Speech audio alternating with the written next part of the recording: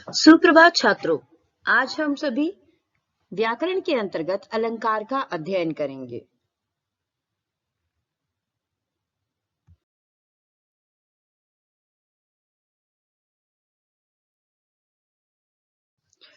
अलंकार की परिभाषा। काव्यों की सुंदरता बढ़ाने वाले यंत्रों को ही अलंकार कहते हैं। जिस प्रकार मनुष्य अपनी सुंदरता बढ़ाने के लिए विभिन्न आभूषणों का प्रयोग करते हैं, उसी तरह काव्य की सुंदरता बढ़ाने के लिए अलंकारों का प्रयोग कवियों द्वारा किया जाता है।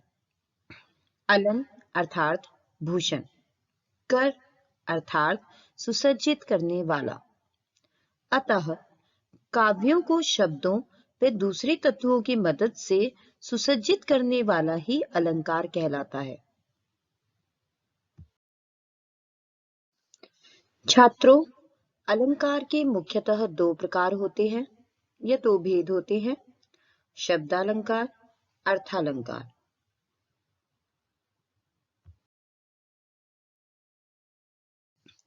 तो चलिए जानते हैं शब्दालंकार किसे कहते हैं। जो अलंकार शब्दों के माध्यम से काव्यों में चमत्कार उत्पन्न करते हैं या उन्हें सुसज्जित करते हैं, वे शब्दालंकार कहलाते हैं। शब्दालंकार को अगर हम विभाजित करें तो यह दो शब्दों से मिलकर बना है, शब्द जमा अलंकार। अर्थात इस प्रकार के अलंकारों में शब्दों का महत्व होता है और काव्य में शब्दों के द्वारा ही सौंदर्य उत्पन्न होता है, चमत्कार उत्पन्न होता है। शब्दालंकार के मुख्यतः तीन भेद होते हैं, अनुप्रास अलंकार, यमक अलंकार और श्लेष अलंकार।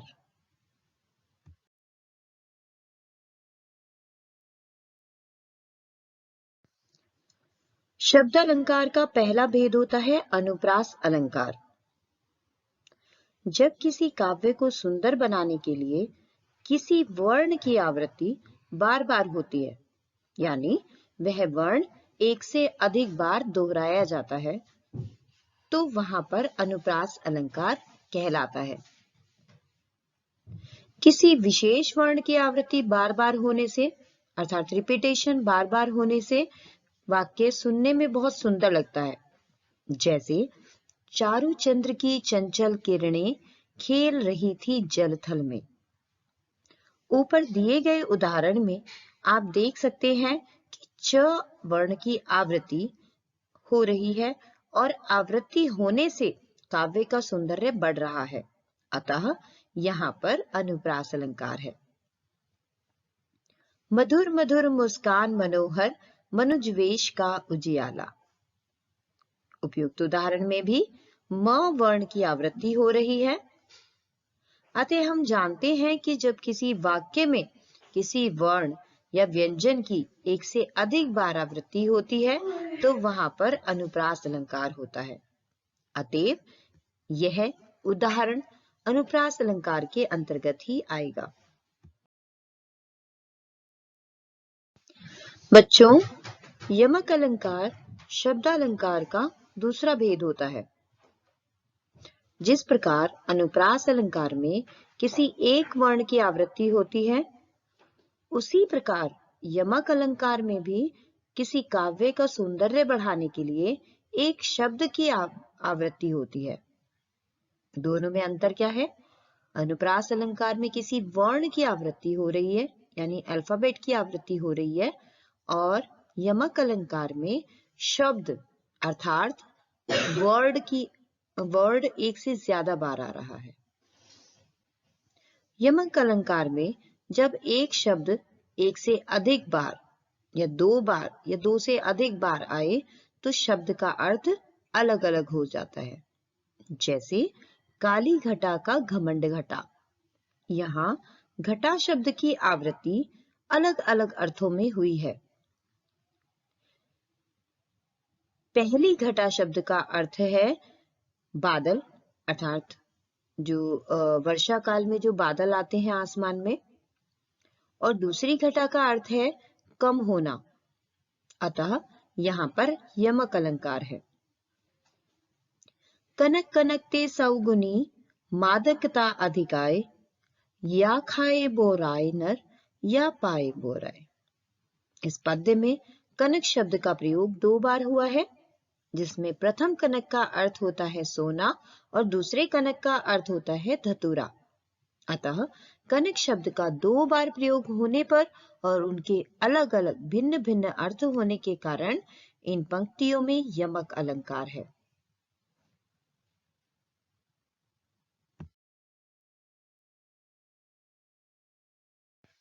शब्द अलंकार के अंतर्गत अनुप्रास अलंकार और यमक अलंकार का अर्थ और परिभाषाएं स्पष्ट होने के उपरांत चलिए हम जानते हैं कि श्लेष अलंकार किसे कहते हैं। श्लेष शब्द का अर्थ होता है चिपकना, अर्थात जहां पर एक ही शब्द में विभिन्न अर्थ चिपके हुए हों वहां पर श्लेष अलंकार होता है। और ये अलंकार का प्रकार अनुप्रास और यमक दोनों अलंकारों से अलग होता है। जैसे रहीमन पानी राखिए, बिन पानी सब सून, पानी गए न उबरे, मोई मानस चून। इन पंक्तियों में रहीम जी ने पानी के 3 अर्थों का प्रयोग किया है। पानी का पहला अर्थ मनुष्य के संदर्भ में है। इसका अर्थ है विनम्रता। रहीम कहते हैं कि मनुष्य में हमेशा विनम्रता अर्थात पानी होना चाहिए। और पानी का दूसरा अर्थ है आभा, तेज या चमक, जिसके बिना मोती का कोई मूल्य नहीं होता। पानी का तीसरा अर्थ जल से है, जिससे हम विभिन्न कार्य करते हैं, जो कि हमारे जीवन का आधार है और शायद पानी के बिना हम जीवित भी नहीं रह सकते। और जो हमारा भोजन है, आटा बनाने का कार्य है या भोजन पकाने का कार्य है, वो सब पानी के द्वारा ही किया जाता है। तो यहाँ पर पानी का अर्थ जल से है, जिससे आटा चून से जोड़कर दर्शाया गया है। रहीम का कहना है कि जिस तरह आटे का अस्तित्व पानी के बिना नहीं हो सकता और मोती का मूल्य उसकी चमक के बिना नहीं हो सकता, उसी तरह मनुष्य को भी अपने व्यवहार में हमेशा पानी यानी विनम्रता रखनी चाहिए, जिसके बिना उसका मूल्य निम्न हो जाता है या उसके मूल्य का ह्रास हो जाता है, उसकी कीमत कम आंकी जाने लगती है। अतः यह उदाहरण श्लेष अलंकार के अंतर्गत आएगा। एक और उदाहरण देखते हैं। सीधी चलते राह जो, रहते सदा निशंक, जो करते विप्लव, उन्हें हरि का है आतंक। ऊपर दिए गए उदाहरण में जैसा कि आप देख सकते हैं, हरि शब्द एक ही बार प्रयुक्त हुआ है, लेकिन उसके 2 अर्थ निकलते हैं। पहला अर्थ है बंदर और दूसरा अर्थ है भगवान। यहाँ यह दोहा बंदरों के संदर्भ में भी हो सकता है और भगवान के संदर्भ में भी हो सकता है। अर्थात यहाँ पर एक शब्द से 2 अर्थ चिपके हुए हैं, अर्थात 2 अर्थ निकल रहे हैं। यहाँ पर यह उदाहरण श्लेष अलंकार है।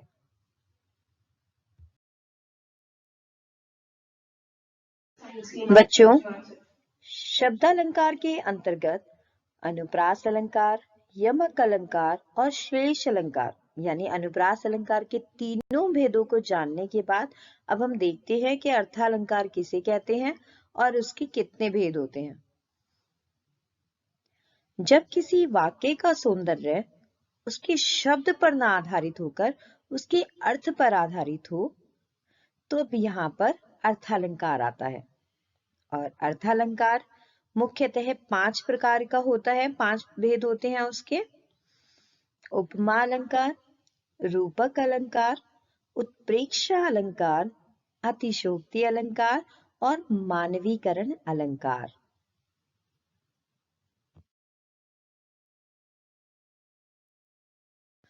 उपमा अलंकार, उप का मतलब होता है समीप या पास, और पा का मतलब होता है तोलना या देखना। अर्थात जब दो भिन्न वस्तुओं में समानता दिखाई जाती है, यानी दो अलग अलग चीजों को समान दिखाया जाता है, बराबर दिखाया जाता है, तब वहां उपमा अलंकार होता है। कर कमल सा कोमल है, यहाँ पैरों को कमल के समान बताया गया है, अतः यहाँ उपमा अलंकार होगा। पीपर पात सरिस मन डोला, ऊपर दिए गए उदाहरण में मन को पीपल के पत्ते की तरह हिलता हुआ बताया जा रहा है। इस उदाहरण में मन उपमेय है और पीपर पात उपमान है। डोला साधारण धर्म है और सरिस अर्थात के समान वाचक शब्द है। जैसा कि हम जानते हैं कि जब दो वस्तुओं को आपस में समान दिखाया जाता है या उनकी तुलना की जाती है तो वहां पर उपमा अलंकार होता है।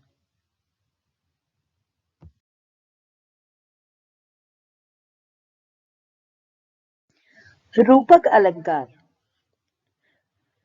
जब उपमान और उपमेय में अभिन्नता या अभेद दिखाया जाए, यानी दोनों एक ही हैं, दोनों अलग अलग नहीं है। उपमान को उपमेय माना जाए, उपमेय को उपमान, यानी दोनों में, जैसे हमने देखा कि उपमा अलंकार में समानता दिखाने का प्रयास किया जा रहा था या फिर तुलना करने का कार्य किया जा रहा था, लेकिन यहाँ पर एक वस्तु को दूसरी वस्तु की जगह दे दी जाती है। जैसे मैया मैं तो चंद्र खिलौना ले हूं, यहाँ पर दिए गए उदाहरण में चंद्रमा और खिलौने में समानता न दिखाकर या तुलना न करके चांद को ही खिलौना बोल दिया गया है, अतएव यह रूपक अलंकार होगा। चरण कमल बंदो हरिराई, ऊपर दिए गए वाक्यों में चरणों को कमल नहीं दिखाया गया, कमल के समान नहीं बताया गया, बल्कि चरणों को ही कमल बोल दिया गया, अतः यह रूपक अलंकार के अंतर्गत आएगा। हम देख सकते हैं कि यहाँ पर उपमान और उपमेय में समानता नहीं दिखाई जाती या उनमें तुलना नहीं की जाती, बल्कि एक वस्तु का आरोप दूसरे पर मढ़ दिया जाता है कि वह वस्तु वही है। जैसे चंद्र खिलौना, यानी चंद्रमा को खिलौना बना दिया, और चरण कमल और चरणों को कमल बना दिया गया। तो यहाँ पर ये दोनों ही उदाहरण रूपक अलंकार के उदाहरण है।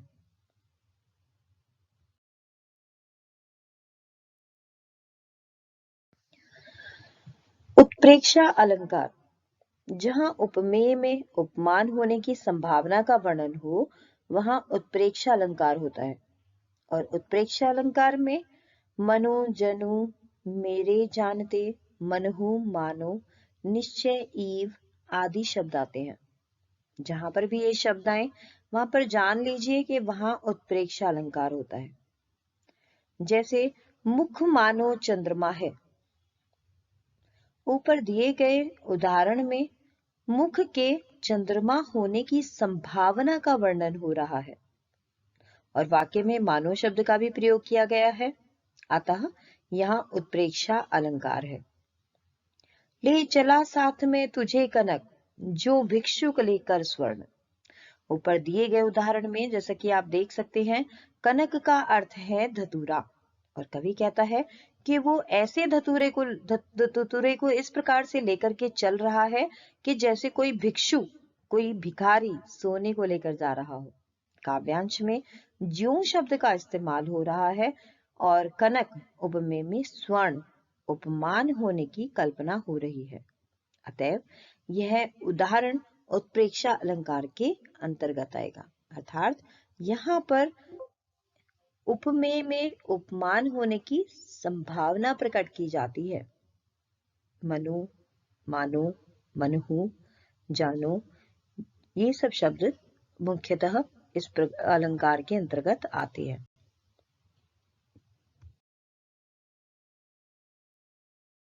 अतिशयोक्ति अलंकार, हम लोगों ने ऐसे बहुत सारे लोगों को देखा है जो अपनी बातों को बहुत ज्यादा जो है बढ़ा चढ़ा कर बताते हैं, बहुत ज्यादा जो है गप मारते हैं, और बातें ऐसी होती हैं कि आप उन पर बिलीव भी नहीं कर सकते। अतिशयोक्ति मतलब अत्यधिक जो है बढ़ा चढ़ाकर किसी बात को कहना। जब किसी बात का वर्णन बहुत ज्यादा बढ़ा चढ़ाकर किया जाए तो वहां पर अतिशयोक्ति अलंकार होता है। जैसे आगे नदियां पड़ी अपार, घोड़ा कैसे उतरे पार, राणा ने सोचा इस पार, तब तक चेतक था उस पार। इस उदाहरण में चेतक, जो कि महाराणा प्रताप जी का घोड़ा था, उसकी शक्ति और उसकी स्फूर्ति का बहुत अधिक बढ़ा चढ़ाकर वर्णन किया गया है कि इतनी जो है आगे नदियां, बहुत जो है विराट नदियां थी, और ये सोचा जा रहा था कि घोड़ा कैसे इन नदियों को पार करेगा। जब तक महाराणा प्रताप जी सोच ही रहे थे तब तक चेतक ने उन नदियों को पार भी कर लिया था। तो ये अतिशयोक्ति अलंकार है कि एक बंदा सोच ही रहा है और इतने में घोड़ा जो है वो नदी को पार कर गया। तो यहाँ पर बढ़ा चढ़ाकर वर्णन किया है, इसलिए यहाँ पर अतिशयोक्ति अलंकार है। उसी प्रकार से दूसरा उदाहरण देखते हैं। धनुष उठाया जो ही उसने, और चढ़ाया उस पर बाण, धरा सिंधु नभ कापे सहसा, विकल हुए जीवों के प्राण। इन पंक्तियों में बताया गया है कि जैसे ही अर्जुन ने धनुष उठाया और धनुष पर बाण चढ़ाया, इतने में ही धरती, आसमान, नदियां सभी कांपने लगे और सभी जीवों के प्राण निकलने को हो गए। तो इसमें भी बात को जो है बहुत ही बढ़ा चढ़ाकर बताया गया है। ये बात बिल्कुल ही संभव नहीं है कि बिना बाण चलाए ही ऐसा हो जाए कि अर्जुन ने बाण चलाया ही नहीं और इतना सब कुछ हो गया कि धरती, आसमान और नदियां कांपने लगी और सभी जीवों के प्राण निकलने को हो गए। इसलिए ये उदाहरण भी अतिशयोक्ति अलंकार के अंतर्गत ही आएगा। अतः बच्चों, जब किसी भी कुछ पंक्तियों में किसी बात का वर्णन बहुत ज्यादा बढ़ा चढ़ाकर किया जाए तो मान लीजिए कि वहां पर अतिशयोक्ति अलंकार है।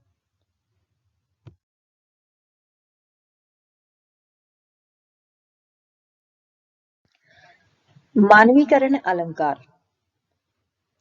कई बार आप लोग भी कविताओं में देखते हो कि कुछ जो नेचुरल चीजें होती हैं, प्राकृतिक चीजें होती हैं, उनको उनके अंदर मानवीय भावनाएं होने का वर्णन किया जाता है। तो हम भी थोड़ा सा अभी देखेंगे। तो जहां पर भी आप देखें कि प्राकृतिक चीजों में मानवीय भावनाएं होने का वर्णन किया जा रहा है, यानी एक इंसान की तरह उसकी एक्टिविटी का वर्णन किया जा रहा है, वहां मानवीकरण अलंकार होता है। जैसे फूल हंसे कलियां मुस्काए। आप देख सकते हैं कि फूल हंस रहे हैं और कलियां मुस्कुरा रही है। क्या फूलों को आपने कभी हंसते हुए देखा है या कलियों को मुस्कुराते हुए देखा है? जी नहीं। ये दोनों ही जो कार्यकलाप हैं ये मनुष्य के हैं, मानवों के हैं, ना कि प्राकृतिक चीजों के। लेकिन यहाँ पर फूल और कलियों पर हंसने, फूल और कलियों के हंसने का वर्णन किया गया है, जो कि क्रियाएं मनुष्य करते हैं। इसलिए यहाँ पर मानवीकरण अलंकार है, यानी फूल और कलियों को मानव की तरह जो है क्रियाएं करते हुए दिखाया गया है। दूसरा उदाहरण देखें। मेघमय आसमान से उतर रही संध्या सुंदरी, परी सी धीरे धीरे। यहाँ पर संध्या को अर्थात शाम के समय को सुंदर परी की तरह दर्शाया गया है, और दर्शाया गया है कि वो धीरे धीरे आसमान से नीचे उतर रही है। क्योंकि यहाँ पर संध्या की तुलना एक सुंदर परी से की गई है और एक निर्जीव की सजीव से की गई है, जो कि असलियत में संभव नहीं है। तो यहाँ पर हम कह सकते हैं कि ये मानवीकरण अलंकार है, और हम ये भी कह सकते हैं, ये भी जानते हैं कि सजीव भावनाओं का वर्णन चीजों में किया जाता है तो मानवीकरण अलंकार होता है। अतएव यह उदाहरण मानवीकरण अलंकार के अंतर्गत आएगा। इसमें ध्यान देने वाली बात है कि यहाँ पर जो निर्जीव चीजें हैं उन पर सजीव होने का आरोप लगाया जाता है, और प्राकृतिक चीजों में मानवीय जो भावनाएं हैं, हमारे जो भाव है, मनुष्यों के जो भाव हैं, उनको प्रदर्शित करने का प्रयास किया जाता है। तो जहाँ पर भी प्राकृतिक चीजों पर मानव होने का जो है वर्णन किया जाए, वहां पर मानवीकरण अलंकार होता है।